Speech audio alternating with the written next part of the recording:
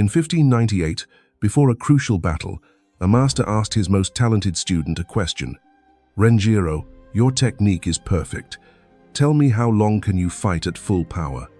The young samurai answered confidently, "As long as necessary, master. My technique will see me through." The master shook his head. "Wrong. You'll last exactly until your grip fails. Your arms quit. Your body betrays your mind. Then you fall." 11 hours later, it happened exactly as predicted. Renjiro faced an inferior swordsman and lost. Not because his technique failed, his form remained flawless. But in hour 4, his hands couldn't hold his sword anymore. Here's the truth. No dojo teaches perfect technique in an unconditioned body. Is just an elegant way to lose everything. The samurai who survived weren't the most skilled. They were the ones whose bodies were forged to match their minds, who trained grip strength until fingers became iron, who swung heavy staffs until their shoulders never quit. Right now, you're fighting your own battles, work, purpose, discipline, and you're losing not because you lack skill, you're losing because your body quits before you do. Are you ready to learn what separated the warriors who survived from the warriors with perfect form? Chapter 1. The Perfect Technique. Hida Province. Spring 1598. Renjiro executed the overhead strike for the 1000th time that month. Perfect angle, perfect weight shift, perfect follow-through. Yamada-sensei watched, nodding. "Excellent. Your technique is beyond your years, Renjiro." 23 years old. 7 years of training. Renjiro could quote the Book of Five Rings, recite passages from the Hagakure. His mind understood warfare at levels that took most warriors decades to reach. But there was something no one saw. After 30 minutes of practice, Renjiro's hands ached. After an hour, his shoulders burned. After 2 hours, he needed rest. His body, for all his technical brilliance, was soft, unconditioned, built for demonstration, not war. The dojo emphasized kata, forms, philosophy. Physical conditioning, the brutal work of building grip strength and bone density, was considered beneath samurai dignity. "Physical strength is for peasants," Yamada-sensei would say. "A samurai defeats his enemy through technique, not brute force." What Renjiro hadn't seen was what happened when two skilled warriors fought longer than 5 minutes, when fatigue decided who lived. When the warrior whose body quit first died, regardless of whose technique was more refined. That afternoon, a messenger arrived. Lord Ishida was gathering forces. All samurai of fighting age must report. War was coming. Real war. Yamada-sensei called him aside. "Renjiro, your technique is flawless. In combat, stay calm. Execute your forms exactly as practiced. Trust your training." "Yes, master, I'm ready." But he wasn't. He'd never fought for more than 10 minutes at full intensity. Had never experienced what happened when adrenaline faded and raw conditioning became the only thing keeping you alive. 3 weeks later, Renjiro marched toward his first battle. His sword was sharp, his technique was perfect, his body was completely unprepared. Chapter 2. The Principle. Hojo Undo. The night before battle, Renjiro walked through camp, unable to sleep. In a clearing, he saw 5 samurai training in ways he'd never seen. One warrior swung a massive iron tetsubo in controlled arcs. Another twisted a strange stone-weight kiishi, his forearms bulging. A third thrust his fists into a wooden post, each strike like a drum. His knuckles were calloused, massive. This wasn't kata. This was brutal conditioning that looked like torture. An older samurai noticed him. Takeda-san, a veteran of 20 years. "First campaign?" His voice was rough as gravel. "Yes, these exercises. We don't do this in my dojo." Takeda laughed harshly. "Then your dojo has never seen real battle. Tell me, how long can you swing your sword at full power?" Renjiro thought. "Our sessions are usually an hour, maybe 2. And how long do you think tomorrow's battle will last?" The question hung in the air. "I don't know. Hours. Maybe half a day. Maybe longer. In the first hour, everyone's technique is good. Second hour, technique breaks down. Third hour, That's when the dying starts.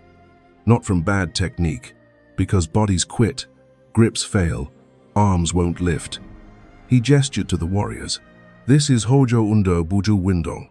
Supplementary training. The Chi builds grip strength so your sword doesn't slip when your hands are bloody. The Makiwara conditions bones so they don't break. The Tetsubo builds endurance that lets you keep fighting when everyone else's arms are dead. Renjiro watched. Nothing elegant, nothing philosophical, just brutal, repetitive work. Doesn't superior technique compensate? No. Takeda's voice cut like a blade. In the dojo, yes. When matches last 5 minutes, technique wins. In a real battle, the samurai still standing in hour 4 beats the samurai gasping on the ground, no matter whose form is more perfect. He handed Renjiro a chi-ishi. Try this. 30 twists. Renjiro gripped it and began twisting. His forearms burned after 10. By 20, they screamed. At 27, his grip failed. He stared at his hands, shocked. He couldn't hold a weight for 30 seconds, yet he was supposed to grip a sword for hours. Now you understand, Takeda said. Perfect technique, executed by a weak body, equals a dead warrior. The second you understand this, the longer you live. How long does it take to build this conditioning? Months, years for a serious level. But you don't have months. You have tonight. Takeda's expression softened slightly. Tomorrow your technique helps you survive the first hour. After that, remember this. The fight isn't over until you physically cannot continue. Not until you're tired. Not until it hurts. Until your body literally cannot function. The old warrior turned back. Train with us tonight if you want. Won't make you strong, but you'll know what real conditioning feels like. Might save your life, might not.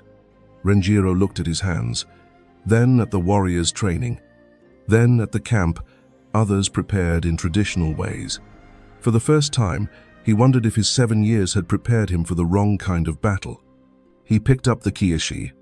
Teach me. Chapter 3. The Test. Battle of Futile Perfection. Dawn broke over the valley. Renjiro stood in formation, trying to control his breathing. His arms still ached from last night's brief training. Just 2 hours of Hojo Undo had left muscles burning in ways 7 years of kata never had. The horn sounded. The armies charged. Hour 1. The first exchanges were brutal but brief. Renjiro's training served him well. His cuts precise, his blocks are efficient. He engaged an enemy. The fight lasted 3 minutes. His superior technique won. Another engagement, another clean victory. Adrenaline surged. The technique worked. Hour 2. Over an hour of steady fighting. Multiple engagements. His technique remained sharp, but something new appeared. His hands hurt, not from wounds from gripping so tightly for so long. His forearms burned with deep ache. An enemy charged. Renjiro executed a perfect counter, but his arms trembled on impact. He won, but it took longer than it should have. He looked around. Many warriors were dead, but some, like Takeda, were still moving with frightening efficiency. Still strong. How? They'd been fighting just as long. Hour 3. Everything hurt. Renjiro's shoulders felt like fire. Each time he raised his sword, it felt heavier. His grip was failing. An enemy engaged him inferior technique, but Renjiro's body wouldn't respond fast enough. His blocks came late. His counters are weak. The fight dragged on. 7 minutes. Both were exhausted, but Renjiro was losing strength faster. He won, barely. As the enemy fell, Renjiro's hands shook so badly he nearly dropped his sword. Hour 4. Catastrophe. Renjiro's vision narrowed. His legs felt distant. Each step required conscious effort. An Ashigaru appeared, a foot soldier, not even the samurai class. His technique was clumsy. In the dojo, Renjiro would have defeated him in seconds. But this wasn't the dojo. Renjiro tried to block. His arms moved too slowly. The strike got through, cutting his shoulder. He countered, or tried to. His sword moved like he was underwater. The Ashigaru blocked easily. They circled. The Ashigaru was tired too, but less so.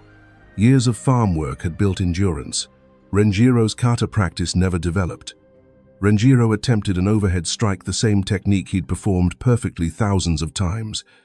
But now, with screaming shoulders and failing grip, the form collapsed. Slow, weak, telegraphed. The Ashigaru sidestepped and countered. Renjiro's body didn't respond. His legs wouldn't move, his arms wouldn't raise. His perfectly trained mind screamed orders his exhausted body couldn't execute. The blade struck his ribs, then again. Then once more. Renjiro fell. The last thing he saw was the rough farmer soldier standing over him. Not because the Ashigaru was more skilled, but because the Ashigaru's body, conditioned by years of physical labor, had outlasted Renjiro's technically perfect but weak frame. As darkness closed in, one final thought: technique without strength is theory without application. The most gifted student in 2 generations, dead because no one taught him that a warrior's body is as much a weapon as his mind. Chapter 4. Warrior Psychology, the Science of Physical Conditioning. Back at the dojo, the news arrived 3 days later. Yamada-sensei received the report. Renjiro had died, not gloriously cutting down multiple enemies, but in the 4th hour, killed by an inferior opponent because his body failed before his spirit broke. The old master sat alone that evening. For the first time in 30 years, he questioned everything he'd taught. What modern sports science confirms, warriors like Takeda understood instinctively. Conditioning is not supplementary, it's fundamental. The neuroscience of fatigue. When Renjiro began fighting, his muscles had adequate ATP cellular energy. His nervous system recruited fibers efficiently. His technique worked because his body worked. But prolonged exertion depletes these resources. As ATP emptied, muscles couldn't contract with the same force. As metabolic byproducts accumulated, neural activation decreased. This is neuromuscular fatigue. Conditioning doesn't just build muscle, it changes how your nervous system manages fatigue. Trained individuals maintain force production far longer, not because muscles are bigger, but because neural pathways are more efficient. Renjiro's perfect movements required precise coordination. That coordination collapses under severe fatigue. Warriors who practiced Hojo Undo daily developed fatigue-resistant patterns. Their technique degraded slowly because their nervous systems functioned under extreme stress. The grip strength factor. Combat sports research reveals that grip strength is the most accurate predictor of combat endurance. When grip starts failing, your entire body approaches systemic fatigue. You can't grip your weapon means you can't attack or defend effectively. Chi-ishi training targets grip endurance. Holding and twisting heavy stone builds not just forearm strength, but trains the nervous system to maintain grip under severe fatigue. Bone density and impact. Makiwara training striking wooden posts seems primitive, but it's biomechanically sophisticated. Each impact creates microdamage. The body responds by laying down denser bone. This is Wolff's law. Bones adapt to loads placed on them. Samurai who struck Makiwara daily developed bone density up to 20% greater than others. This meant lower fracture risk, less pain from impact, and faster force transmission. The historical wisdom. Miyamoto Musashi wrote, "Polish your weapons and train your body constantly. Do not neglect these." Yagyu Munenori prescribed specific Hojo Undo, 1,000 sword cuts daily, Chi-ishi morning and evening, stone carrying, Makiwara until hands couldn't form fists. These weren't punishments, they were survival protocols. The Hagakure states, "A samurai with perfect technique and weak body is like a sword with a beautiful handle, but dull blade, impressive to look at, useless in combat." The practical application. Technique is important, strategy matters, mental training is valuable, but if your body can't execute for the duration required, everything else is theoretical. The warrior who trains only in technique is an expert in the first hour. The warrior who trains in conditioning is dangerous every hour. Renjiro died because he was the former. Takeda survived because he was the latter. Chapter 5. The first transformation. The dojo changes. 1 month after Renjiro's death, Yamada-sensei called all the students. The old master looked diminished, smaller. The weight of his student's death is visible on his shoulders. "I have taught you incorrectly," he began. Students shifted, confused. Their master never admitted error. "For 30 years, I emphasized technique above all else. Mental discipline, strategy. I taught you that physical conditioning was secondary, optional, beneath samurai dignity." He paused, looked at each student. "Renjiro died because I taught him this lie. He died not from inferior technique, but from a body that quit while his spirit still fought. I sent him to war with a perfectly sharpened mind in a blade made of clay." The dojo was silent. "From today, everything changes. You will learn Hojo Undo, not as a supplement, but as a foundation. Your bodies will be forged before your techniques are perfected." That afternoon, the courtyard filled with implements: chi-ishi stones, tetsubo staffs, makiwara posts, heavy rocks, thick ropes. Yamada-sensei brought in Takeda to teach. Show them what real conditioning looks like. Takeda demonstrated chi-ishi training for grip strength, makiwara conditioning for bone density, tetsubo swinging for muscular endurance, stone carrying for total body strength. "Your grip will fail before your technique," Takeda explained. "So we train grip first." The students began training. Within minutes, they understood why their previous practice had been inadequate. 10 minutes of chi-ishi work left forearms screaming. 20 minutes of makiwara striking made the hands swell. 30 minutes of tetsubo reduced strong men to trembling exhaustion. This wasn't elegant. This was a brutal physical reality. One student, Kenji, approached after the first week. "Master, my technique has gotten worse. I'm too tired to execute properly." Yamada-sensei's answer was cold. "Your technique hasn't gotten worse. Your body was always this weak. You're just feeling it now. When your conditioning matches your skill, then you'll be dangerous." 3 months of transformation. By month 1, grip strengthened noticeably.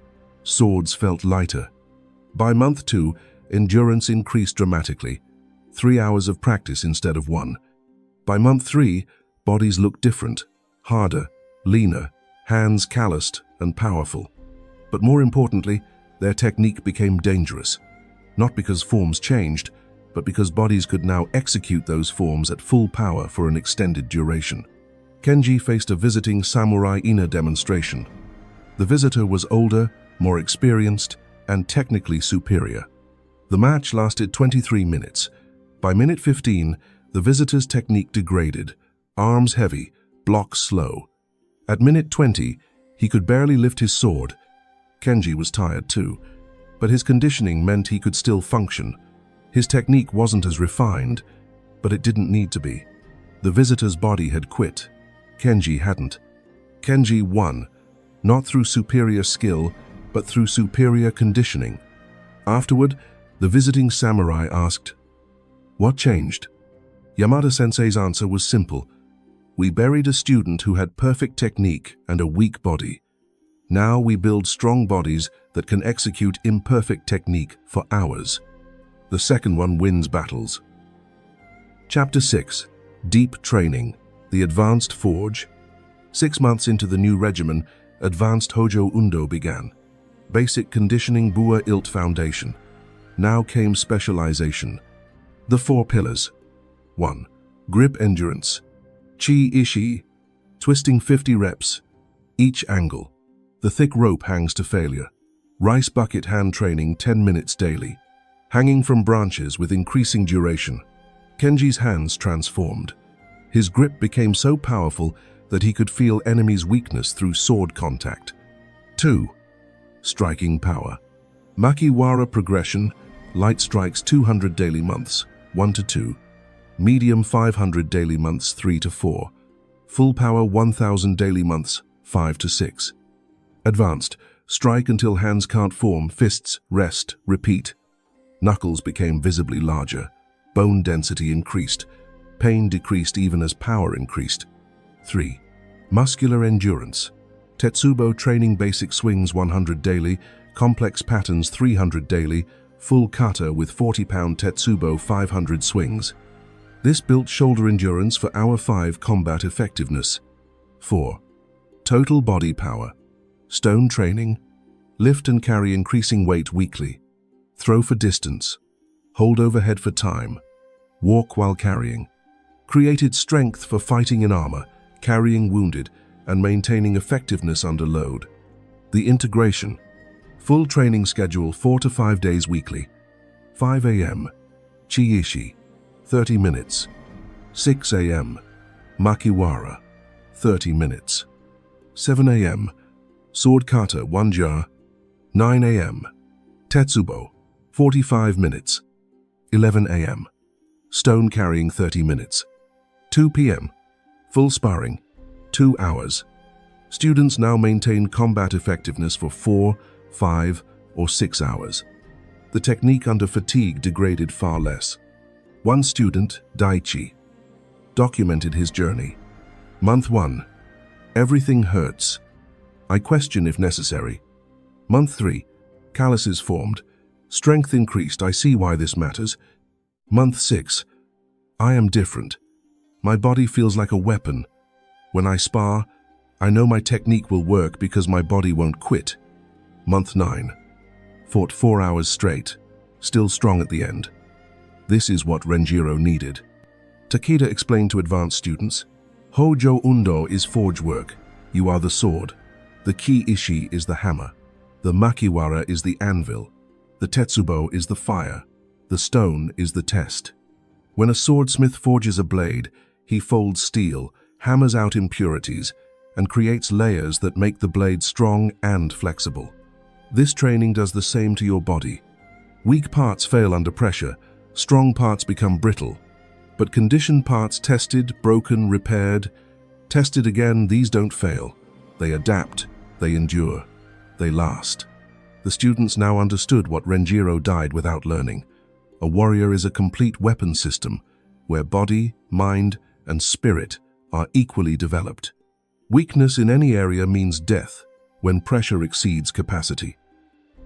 Chapter 7. The Final Test. Return to battle. 1 year after Renjiro's death, war returned.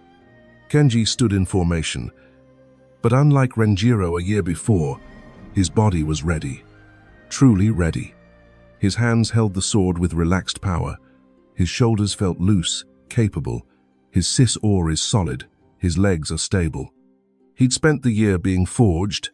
Now came the test. The horn sounded. Armies engaged.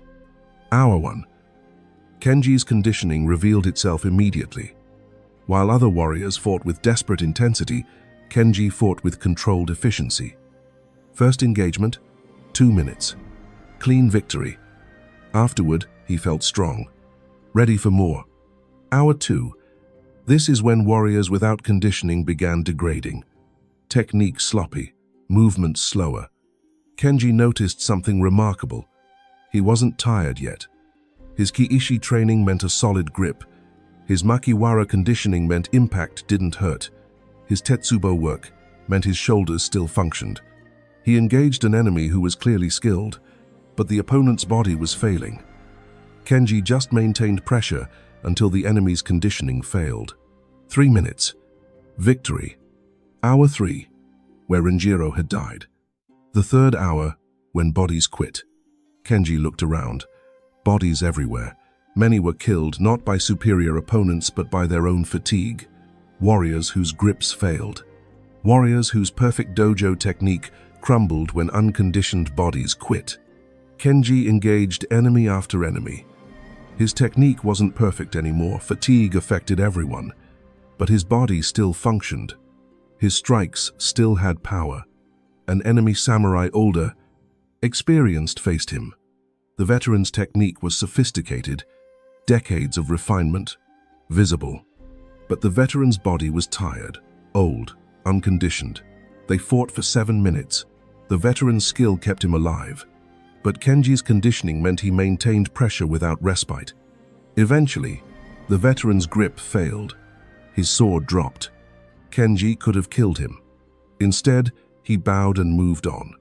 The veteran had lost not to inferior technique, but to superior conditioning. Hour 4. Most warriors were done, dead, wounded, or too exhausted. Kenji was tired. Everything hurt. But his body still functioned. His year of Hojo Undo meant he could continue when others quit. He saw Takeda across the battlefield. The old veteran was still fighting, still strong. Their eyes met briefly. Takeda nodded, recognition of a warrior who understood. The battle ended. Kenji survived. Not unscathed cuts, bruises, marks of combat, but he survived. His conditioning meant his technique stayed effective throughout. After the battle, sitting exhausted but alive, Kenji understood. Renjiro had died with perfect technique. Kenji lived with an imperfect technique backed by unbreakable conditioning. In real combat, the second one is what matters. The warrior truth. That evening, Yamada-sensei visited the battlefield. He found Kenji among the survivors, helping tend the wounded. The old master looked at his student, tired but strong, battered but unbroken. "Tell me what you learned today," Kenji considered. That technique without strength is a beautiful theory. But strength without technique is a dangerous reality. And strength with technique is what lets warriors live long enough to become wise. Yamada-sensei nodded. Renjiro taught us this truth with his death. You prove it with your survival. He looked across the battlefield. Notice something? The survivors aren't the most skilled, they're the most conditioned. Skill gets you through first hour. Conditioning gets you through all hours after. Kenji understood. So Hojo Undo isn't supplementary training, it's foundational. Yes, the name is wrong. It should be primary training. But names don't matter. Results matter. You lived because your body could execute what your mind demanded. They walked through the camp. Kenji noticed other survivors. Many bore marks of serious conditioning. Thick hands, dense bones. Endurance is visible in how they moved. Master, in the dojo we called this peasant training, like it was beneath a samurai. And we were fools. The difference between a peasant and a samurai? A peasant works physical labor daily, builds body naturally. Samurai practice elegant forms, then wonders why the peasant with a spear outlasts the samurai with a sword. Conditioning equalizes the battlefield. The technique provides an edge, but conditioning is the platform that lets technique work. Yamada-sensei continued. There's a deeper truth. Hojo Undo isn't just about battle. It's about life. The discipline to train the body when tired, to push past comfort, to forge yourself deliberately. This is a warrior mindset. Every chi-ishi twist that burned you chose to continue. Every makiwara strike that hurt you chose to persist. These choices built not just the body, but the spirit. That separates warrior from fighter. Fighter trains when motivated. A warrior trains especially when not motivated. This discipline transfers to everything. Kenji absorbed this. So the real lesson isn't just train your body. It's forge your capacity to endure past your current limits. Yes, technique is just a tool. Conditioning is the hand that wields the tool.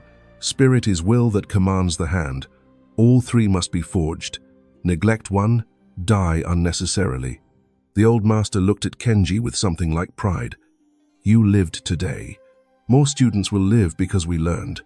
Renjiro's death was a terrible price, but we honor him by never forgetting. No amount of skill compensates for a body that quits. Forge the vessel first, then fill it with technique. This is the way. The samurai lesson. 5 years later, Kenji runs the dojo now. Yamada-sensei retired, content that the school teaches truth instead of comfortable lies. A young student arrives. 16. Eager, talented, reminds Kenji of Renjiro. Master Kenji, I want to become the greatest swordsman in Japan. Kenji smiles. He's heard this before. Come, first lesson. He leads the boy to the courtyard. Chi-ishi stones, makiwara posts, tetsubo staffs, and carrying stones. The boy looks confused. Master, I came to learn sword technique. These are just weights.